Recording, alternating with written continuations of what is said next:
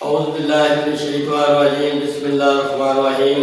دوستو میں الحمدللہ اپنے گھر ہی بیٹھے ہاں تے اپنے گھر بہ کے جڑا جس طرح آتے ہیں راشن واسطے میں وہی خدمت کرتا جانا وا تے الحمدللہ اے تی ساڈی کہڑی جگہ تو آئے ہو؟ مالی والے پٹھے تو آئے ہیں جی۔ کی کرتے ہو؟ پٹھے کا کام کرتے ہو؟ اٹا باندھتے ہو؟ کی لگتی ہے بیٹی تھوڑی شادی ہوئی ہے؟ ماشاء اللہ جی ماشاء اللہ۔ کتنے بچے جی؟ ایک بیٹی ہے۔ کتنی دیر ہو گئی شادی؟ سال ہو گیا شادی۔ ٹھیک ہے جی۔ کہڑے پٹھے تو آئے ہو؟ مالیہ کہڑی جگہ راول۔ یہ تھوڑی بیٹی ایک ہی ہے؟ سال ہو گیا شادی میں جی۔ ٹھیک ہے تے تھانوں راشن کا کنے دسیا سی تے ساڈے تواڈی میرا دسیا لے کے گئے اگے؟ صحیح ہے۔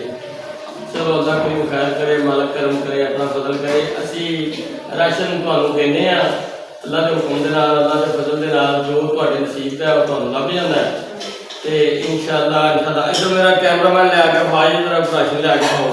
کہڑی کہڑی چیز ہے تواڈے کول راشن وچ؟ اچھا جی رکھو جی۔ چاول جی، چینی جی، پتی تے صابن جی، گھیو جی، دال چنیا جی، صابن منہ دھونے والا جی، مسر جی، بیسن جی، کھجوراں جی تے آٹا جی۔ ٹھیک ہو گیا جی۔ پا دو جی تھوڑی دیر پا دو سارا کچھ واپس پا دو جی۔ پورا منہ پڑاؤ۔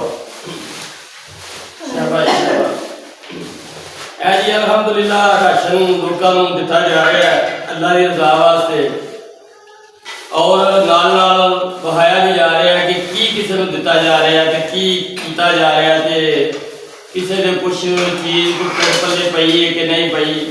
آیا کہ جو کچھ کسی کو دے رہے ہیں وہ 2 دن کا 4 دن کا ڈنگ بھی لنگ رہا ہے کہ نہیں لنگ رہا۔ کروڑے کی ہے جی وہ باہر آئے الحمدللہ الحمدللہ۔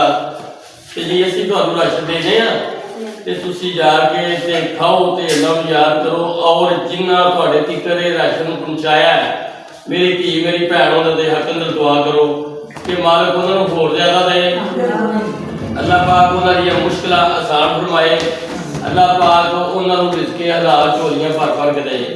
آمین ثم آمین۔ پاکستان زندہ باد۔ السلام علیکم۔